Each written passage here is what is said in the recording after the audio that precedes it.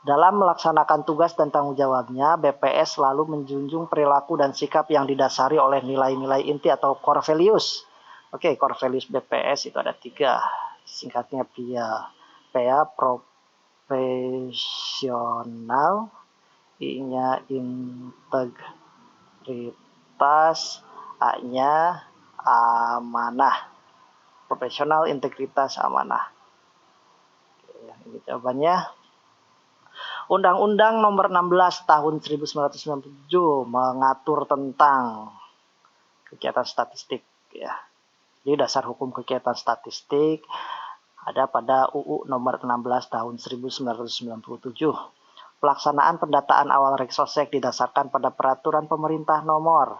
Nah, kalau pelaksanaan pendataan awal Reksosek itu diatur pada PP nomor 51 tahun 1999.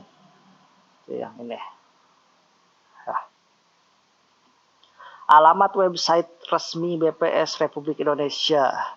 Ini ya, www.bps.go.id. Siapa nama kepala BPS Republik Indonesia saat ini? Argo Yuwono. Agar dapat memperoleh informasi dengan mudah dan akurat, maka PPL perlu memerhatikan hal-hal berikut kecuali PPL bersikap simpatik. Ya, ini memang harusnya begini ya. PPL bersikap sabar dengan responden yang tidak diharapkan. Memang harus begini. PPL bersikap mencari perhatian responden. PPL menggunakan bahasa yang sederhana dan dimengerti oleh responden. Sepertinya jawabannya yang ini ya. PPL bersikap mencari perhatian karena ini berlebihan ya. Ini di luar SOP. Kecuali kalau mencari perhatian doi gitu ya. Jadi jawabannya yang ini ya. Karena yang diminta adalah kecuali. Gitu ya. Tujuan dari pendataan awal Reksosek adalah untuk menyediakan sistem dan basis data seluruh penduduk Indonesia yang terdiri dari kecuali. Oke. Reksosek itu sudah saya bahas tadi, ada sosial, ekonomi, dan kesejahteraan. Jadi kalau ditanya kecuali, jawabannya adalah kondisi budaya. Ya. Apa kepanjangan dari PPL dalam kegiatan Reksosek? PPL itu adalah petugas pendata lapangan. Petugas pendata lapangan. Ya. Petugas pencatatan lapangan, petugas penyedia lapangan, petugas pendataan lapangan, petugas pemeriksa lapangan. Mungkin yang ini ya dibuang. Ya, jadi petugas pendata lapangan.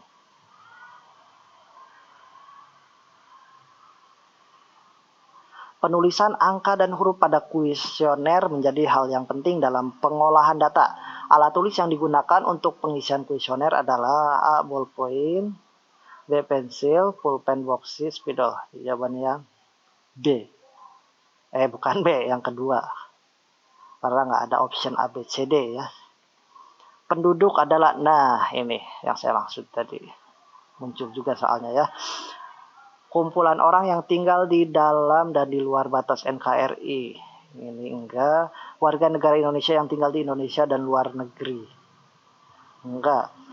Warga negara Indonesia dan warga negara asing yang bertempat tinggal di Indonesia minimal 1 tahun atau berniat tinggal di Indonesia minimal 1 tahun. Ya, betul. Ya. Jadi kalau ada warga negara asing, dia baru tinggal sebulan di tempat kita. Tapi dia memang ada rencana atau berniat tinggal setahun atau setahun setengah, maka itu di dalam glosarium BPS dianggap sebagai penduduk juga. Keluarga adalah seseorang atau sekelompok orang yang terdaftar dalam KK, termasuk mereka yang terdaftar dalam KK tetapi tidak tinggal bersama keluarga. Seseorang atau sekelompok orang yang terdaftar dalam KK tidak termasuk mereka yang terdaftar dalam KK tetapi tidak tinggal bersama. Ngaconya. Warga negara Indonesia yang terdaftar dalam KK. Sekumpulan penduduk yang mendiami suatu rumah, baik mempunyai kakak atau tidak mempunyai kakak. Nah, di dalam glosariumnya, mungkin maksud dari keluarga ini adalah rumah tangga ya. Jadi rumah tangga. Jadi nanti pada saat pendataan itu kan dihitungnya keluarga gitu ya istilahnya. Nah, keluarga ini nanti akan menghitungnya rumah tangga gitu ya. Jadi satu rumah gitu. Tapi bisa juga ini rumahnya ada dua ya berdampingan, tapi mereka satu dapur. Maksud satu dapur itu yang ini sumber makanan dengan yang rumah yang ini ya itu sama satu sumber gitu. Misalkan rumah ade dengan rumah kakaknya, tapi makanannya tetap di rumah si ade gini ya, di rumah adenya. Gitu. Nah itu dianggap satu rumah tangga. Ya, jadi mungkin maksudnya yang ini ya keluarga adalah yang ini sekumpulan penduduk yang mendiami suatu rumah baik mempunyai kakak atau tidak mempunyai kakak. Ya. Tapi kalau pengertian umum keluarga tuh kayaknya yang ini. Ya. Jadi orang yang terdaftar di dalam kakak walaupun dia tidak hidup bersama, artinya misalkan si anaknya lagi kuliah di kota atau di luar kota gitu ya. Tapi maksud dari soal ini pasti ke sini ya. Menyadari pentingnya akurasi informasi yang diberikan oleh responden pada saat wawancara, maka PPL harus fokus pada maksud dan tujuan wawancara. Oke, jelas. Mengarahkan jawaban responden supaya pencacahan berjalan cepat. No, nggak boleh mengarahkan. Ya. Kecuali mengarahkan jika si responden ini ngaco atau keluar jalur. Ya. Tetap mencatat apa adanya meskipun jawaban responden kurang jelas. Mengikuti alur pertanyaan pada kuesioner dan ketika pembicaraan responden dirasa mulai menyimpang dari alur, maka kembalikan pembicaraan secara bijaksana dan simpatik. Wah, ini jawabannya oke nih. Berbicara santai dengan responden meskipun di luar pertanyaan, yaitu di luar SOP berarti ya. Tetap mencatat apa adanya meskipun jawaban responden kurang jelas. Nah, kalau jawabannya sebentar ya, ada telepon. Ya.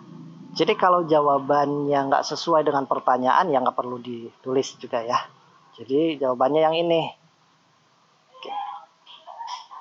Probing atau pertanyaan penelusuran dan klarifikasi perlu dilakukan oleh PPL. Ketika apa? Responden memberikan keterangan jelas. Ya jelas ngapain probing? Responden memberikan jawaban tidak jelas, tidak wajar atau tidak sesuai pertanyaan. Oke, jawaban responden sangat jelas, Mau udah aja ya, responden menolak untuk didata, enggak, bukan. Tapi probing itu dilakukan untuk atau ketika responden memiliki jawaban yang tidak jelas, tidak wajar atau tidak sesuai dengan pertanyaan. Untuk meningkatkan kemampuan berwawancara, PPL sebaiknya melakukan beberapa hal berikut. Berlatih menggunakan bahasa asing, nggak usah dilanjutin ya, salah tuh pasti. Sesering mungkin berlatih membaca pertanyaan sesuai redaksi pertanyaan dalam kuesioner hingga menjadi terbiasa. Oke nih, melakukan latihan public speaking di depan cermin seolah-olah ditonton banyak orang.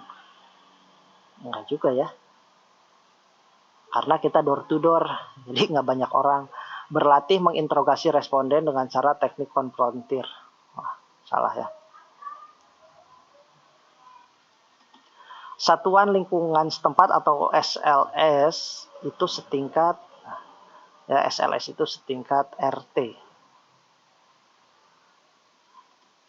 Dalam mengisi kuesioner, PPL menggunakan huruf kapital.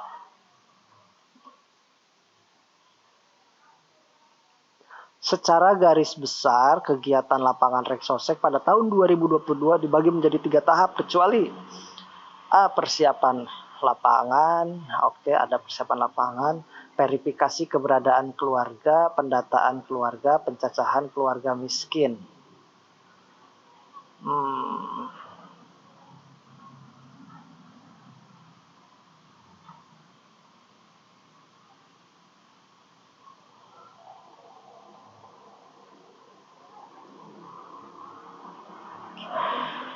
Ini enggak ya kayaknya.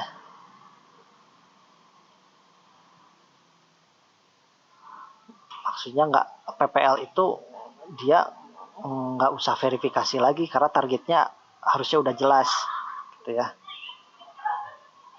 Seorang PML atau pemeriksa lapangan ya, petugas pemeriksa lapangan akan memeriksa sebanyak berapa dokumen.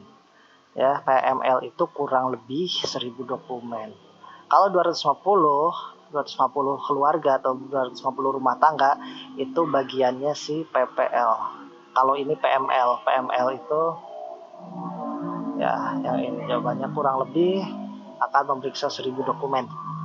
Yang termasuk moral hazard atau pelanggaran etika dalam kegiatan pendataan awal Reksosek adalah mencegah melakukan pendataan sesuai SOP, melakukan pendataan keluarga lengkap di rumah ketua SLS. Ya enggak ya, kan door to door. Ngapain ke rumah SLS? Melakukan pendataan sesuai fakta lapangan secara door to door. Berarti bukan kecuali yang termasuk pelanggaran etika. Nah, ya.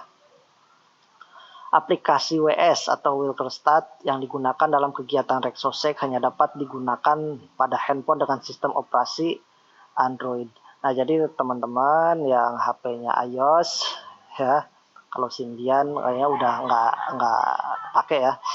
Tapi kalau iPhone sistem operasinya pakai iOS itu nggak bisa. Jadi aplikasi WS-nya hanya bisa di Android. Persyaratan usia untuk petugas Reksosek itu 18 tahun sampai 50 tahun. Mana ya? Nah ini. 18 tahun sampai 50 tahun. Oke, terima kasih. Semoga bermanfaat dan semoga sukses. Ini ada link untuk materi yang disampaikan ya. Sebetulnya slide yang barusan gitu, tapi sudah saya buat jadi PDF, barangkali mau dipakai latihan setelah penjelasan ini. Oke, terima kasih sudah menonton. Semoga teman-teman semuanya sukses, lancar segala kegiatannya. Assalamualaikum warahmatullahi wabarakatuh.